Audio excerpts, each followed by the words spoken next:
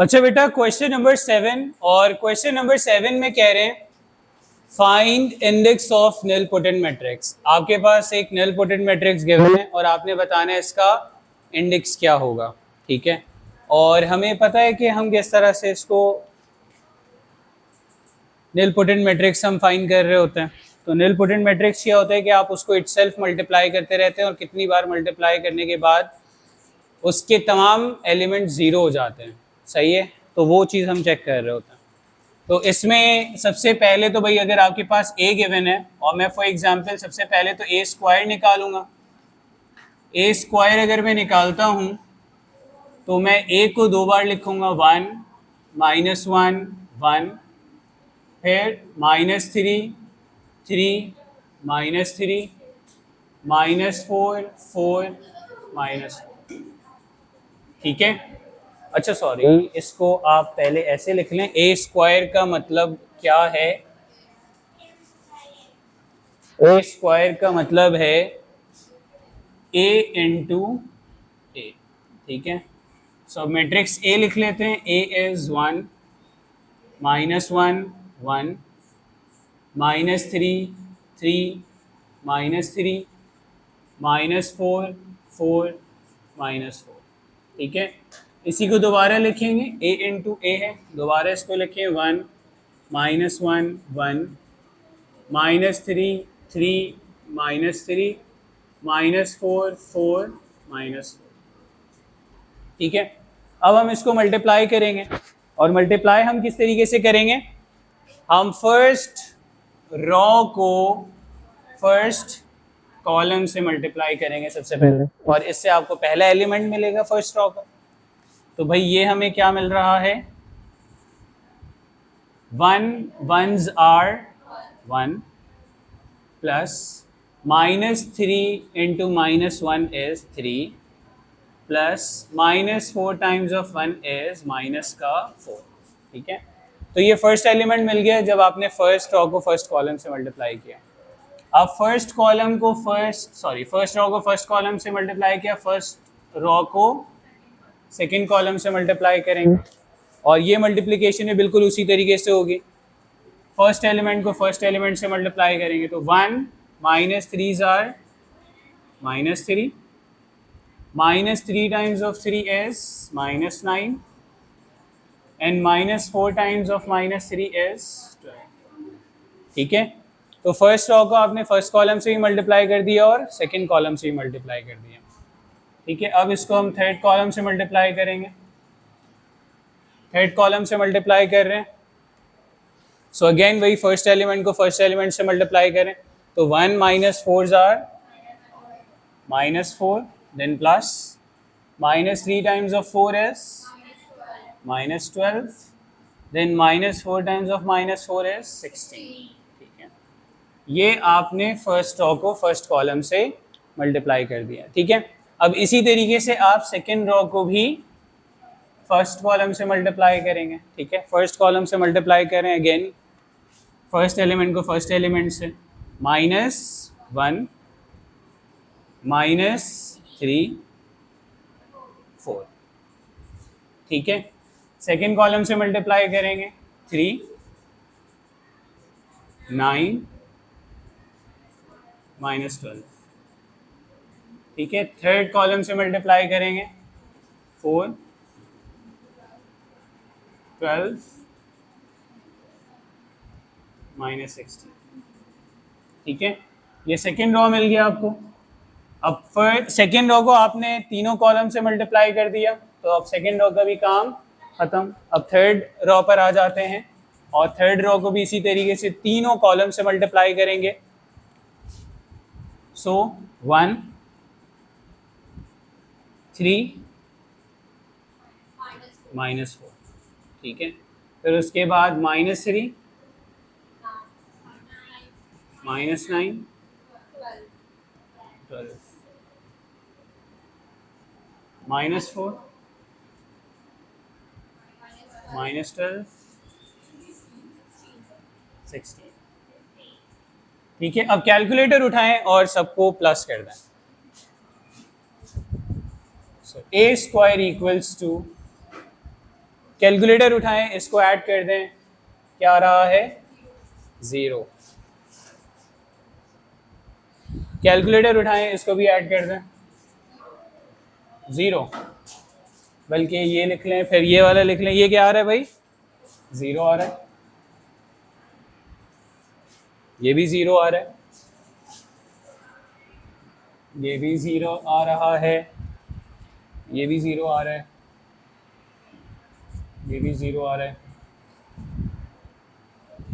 ये भी 0 है, और ये भी 0 है, ये भी 0 है। ठीक है, तमाम एंट्रीज क्या आ गई 0 आ गई, तो ये नल मैट्रिक्स बन गया। ठीक है, हम कह सकते हैं कि आपको जो ए स्क्वायर है वो क्या मिल गया, मैट्रिक्स ओ। ठीक है, नल मैट्रिक्स को हम रिप्रेजेंट करते हैं ओ से। तो नल मैट्रिक्स मिल गया भाई 3/3 का, तो इसलिए हम इसको कह सकते हैं कि भाई ये निल पोटेंट मैट्रिक्स है, और निल पोटेंट मैट्रिक्स है, और इसका इंडेक्स क्या है 2। ठीक है, क्लियर है। फॉर एग्जाम्पल ये अभी 0 नहीं आता,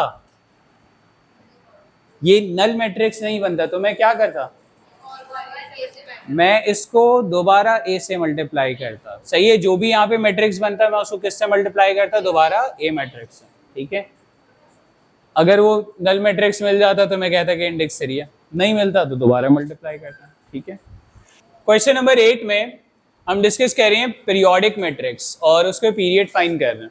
जैसे कि मैंने बताया था कि पीरियोडिक मैट्रिक्स में क्या होगा कि आप जो है ए को इटसेल्फ मल्टीप्लाई करते रहेंगे जब तक क्या ना मिल जाए, वापस ओरिजिनल मैट्रिक्स ना मिल जाए। ठीक है, तो इसको हम कहते हैं पीरियोडिक मैट्रिक्स, और इसमें ये जो k है is period of periodic matrix. ठीक है, ये हमने टाइप्स ऑफ मैट्रिसेस में डिस्कस किया था।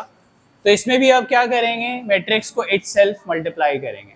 ठीक है, आप बात करें निलपोटेंट की, आप बात करें पीरियोडिक मैट्रिक्स की, आप बात करें आइडोम्पोटेंट मैट्रिक्स की, आप बात करें इनवोलेटरी मैट्रिक्स की, इन तमाम में क्या होता है कि मैट्रिक्स को इटसेल्फ मल्टीप्लाई करता है। तो पीरियोडिक में भी क्या करेंगे, ए स्क्वायर सबसे पहले निकालेंगे, इट मींस ए इंटू ए। तो मैट्रिक्स ए लिख लेते हैं,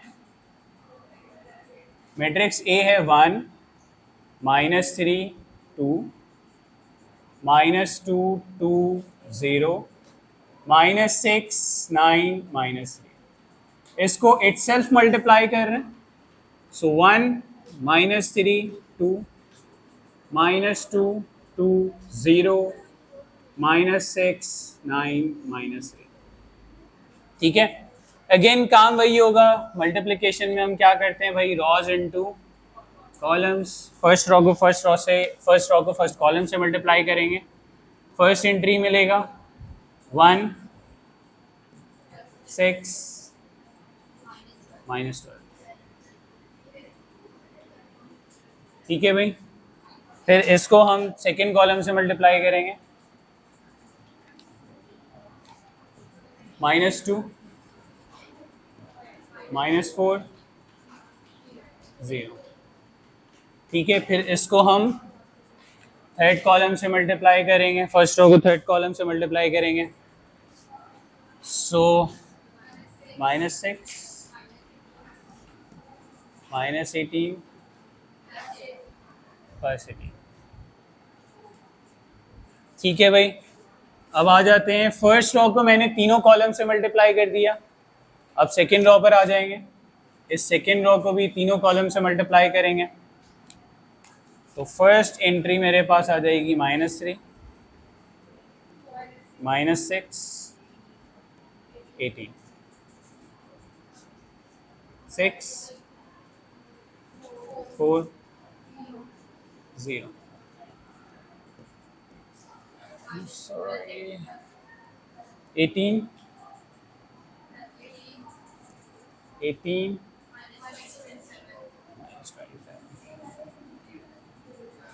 थर्ड रो पर आ जाते हैं,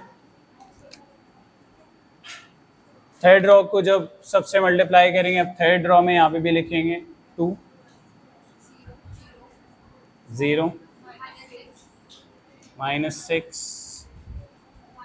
-4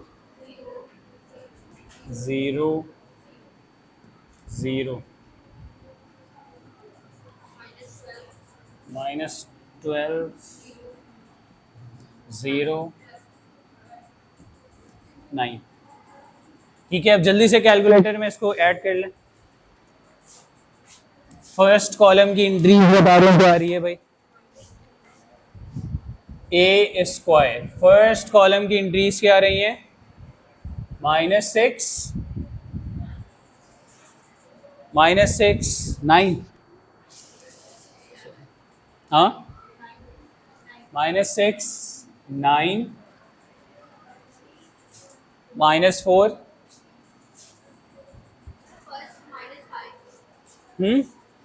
अच्छा हाँ सही है, -5 सॉरी, -5 और ये -6 10 -4 -6 18 18 36 36 -27 is 9 माइनस। तो क्या ये ओरिजिनल मैट्रिक्स बना? नहीं। सही है, पीरियोडिक में तो आप ओरिजिनल मैट्रिक्स बनाते हैं, तो इसको हमें एक बार फिर मल्टीप्लाई करना होगा। तो अब मैं क्या निकालूंगा? ए क्यूब। और ए क्यूब निकालने के लिए हम क्या करेंगे? इस ए स्क्वायर को अगेन ए से मल्टीप्लाई करवाएंगे इटसेल्फ। ठीक है, तो अब हम क्या कर रहे हैं भाई? ए क्यूब था, आपने ए स्क्वायर लिख लिया, -5 9 -4 -6 10 -4 -6 9 -6। ठीक है, इसको हम मल्टीप्लाई कर रहे हैं by itself which is 1 -3 2 -2 2 0 -6 9 minus. ठीक है, अब हम इसको मल्टीप्लाई करना शुरू करते हैं। मल्टीप्लाई अगर हम करेंगे इसको भाई कैसे करेंगे? -5 + 18 -12। ठीक है, फिर उसके बाद 10 -12 0 30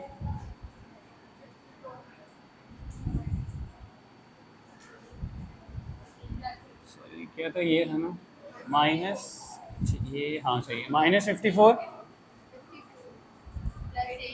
+ 8। ठीक है, सेकेंड रो पर आ जाते हैं। 9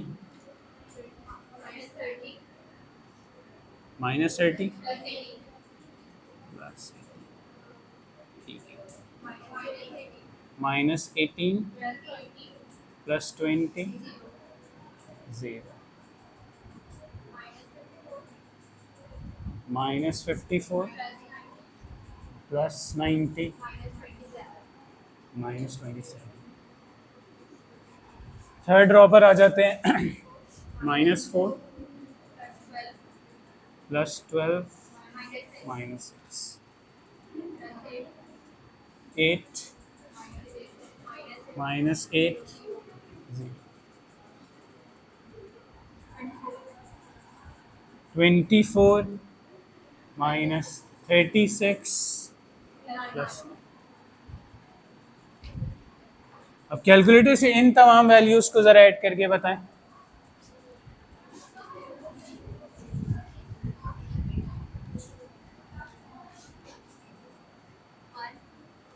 वन, फर्स्ट कॉलम बता दें। 1 -3 2 सेकेंड कॉलम -2 +2 0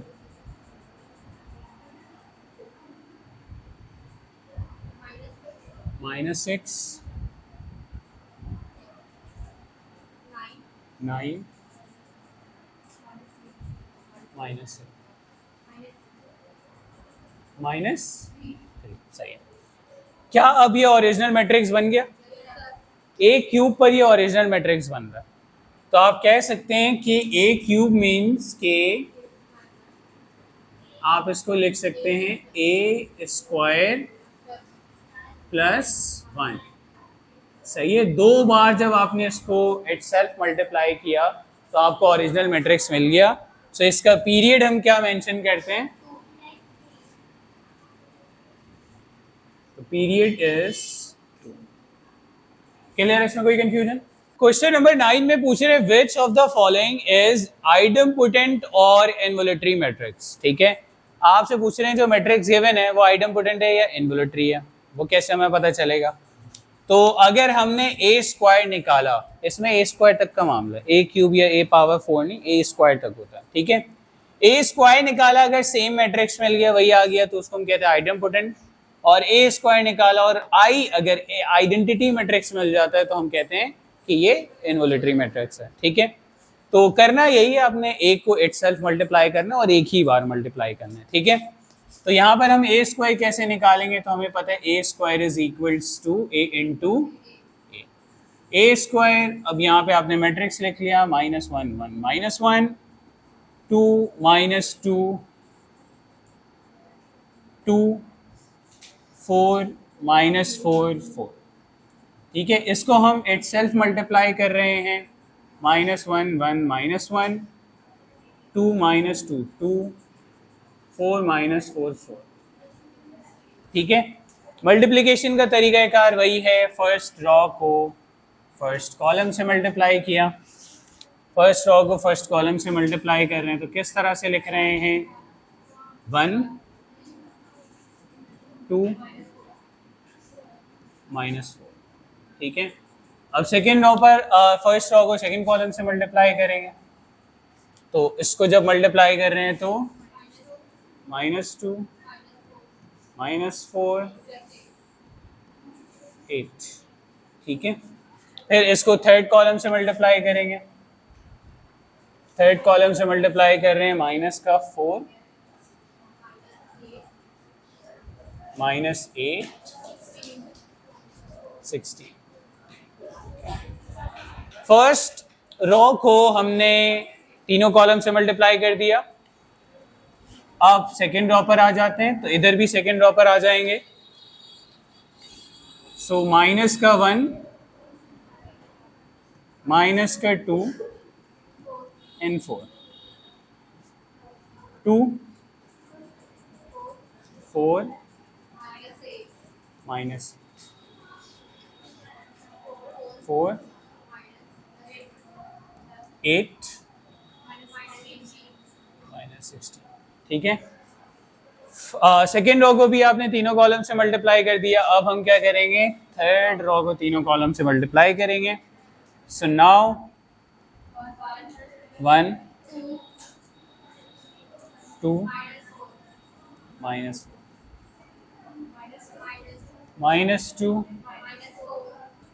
-4 8 -4 -8 16। ठीक है, अब कैलकुलेटर से जल्दी से इसको ऐड करके बता दे, फर्स्ट कॉलम में क्या क्या आ रहा है? -1 -1 1 माइनस का 5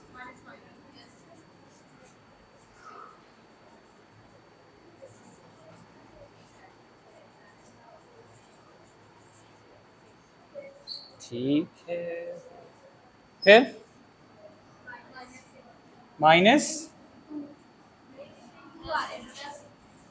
+2। ये देखिए, ये इसमें कोई मसला हुआ है। -1 1 ये इससे मल्टीप्लाई हुआ था, ये हाँ माइनस का 4 ना, सही है, माइनस का 4 था। ठीक है, तो यहाँ पे क्या आ जाएगा? माइनस का 1। ठीक है, फिर क्या आ रहा है? ये 2 -2, फिर थर्ड कॉलम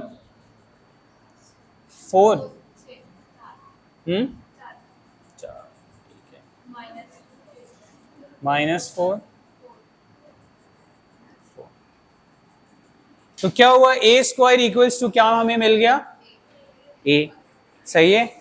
तो ए स्क्वायर अगर हमें ए मिल गया तो हम क्या कहेंगे, ए स्क्वायर इक्वल्स टू ए कहा, तो फिर क्या ये आइडेम्पोटेंट मैट्रिक्स। अच्छा बेटा, क्वेश्चन नंबर 11 जिसमें आपको फाइंड करना है unknowns X Y and Z. इस मैट्रिक्स में एक्स वाई एंड जेड मौजूद है और कंडीशन बताई गई है कि जो मैट्रिक्स है वो क्या है, हार्मिशियन मैट्रिक्स है। तो हार्मिशियन मैट्रिक्स में हम दो ऑपरेशंस अप्लाई करते हैं, कॉन्जुगेट एंड ट्रांसपोज, ठीक है। तो अगर सबसे पहले मैं इसका कॉन्जुगेट ले लूं, तो कॉन्जुगेट ले लें तो रियल नंबर पे कोई फर्क नहीं पड़ना, इमेजनरी का साइन चेंज होता है। तो 3 plus 2 iota minus 5 iota, x minus 2 iota 0 1 plus x iota minus y iota 1 minus z iota minus, ठीक है। अब इसके बाद हम ट्रांसपोज भी लेते हैं इसका, तो हम सेकेंड ऑपरेशन अप्लाई करेंगे इस पे ट्रांसपोज, और ट्रांसपोज जब हम अप्लाई करेंगे तो ये फर्स्ट कॉलम फर्स्ट रॉ बन जाएगा। सो 3 plus 2 iota minus y iota, ठीक है। और फिर सेकेंड कॉलम सेकेंड रॉ बन जाएगा, x minus 2 iota 0 1 plus x iota, फिर माइनस y आयोटा और माइनस, ठीक है। तो ये ट्रांसपोज मैंने ले लिया। अब यहाँ पर कहा क्या जाता है कि जो हार्मिशियन मैट्रिक्स होता है फॉर हार्मिशियन मैट्रिक्स, ठीक है। अगर आपके पास एक मैट्रिक्स है वो हार्मिशियन मैट्रिक्स है, तो उसमें कंडीशन क्या होती है कि जो आपका मैट्रिक्स ए है वो बराबर, बल्कि ये जो है वो किसके बराबर होता है, ए के बराबर होता है। तो इन दोनों मैट्रिक्स को लिख लेते हैं, ठीक है। तो ये आपने निकाला है, इसको आप लिख लें, ठीक है। ये है मेरे पास 3x minus 2 iota and minus y iota, ठीक है। ये वाला मैट्रिक्स लिख रहे हैं। फिर क्या है भाई, 3 plus 2 iota 0 1 minus z iota, ठीक है भाई। थर्ड कॉलम आ रहा है minus y iota 1 plus x iota minus, ठीक है। किसके बराबर है, तो ये बराबर है a के, जो आपका ओरिजिनल मैट्रिक्स है। तो इसकी फर्स्ट कॉलम है 3 minus 2 iota and y iota, फिर इसी तरीके से x plus 2 iota 0 and 1 minus x iota, ठीक है। y iota 1 plus z iota और माइनस का 1, ठीक है। अच्छा, अब यहाँ पर हम क्या करेंगे, करस्पॉन्डिंग एलिमेंट्स को कंपेयर करके एक्स वाई जेड की वैल्यू निकालेंगे। तो इस 3 को कंपेयर करने का कोई फायदा नहीं है, इसको आप कंपेयर कर लें, ठीक है। अगर आप इसको कंपेयर करेंगे तो आपको दिख रहा है कि x minus 2 iota equals to 3 minus 2 iota, cancel, x equals to 3, एक वैल्यू तो मिल गई।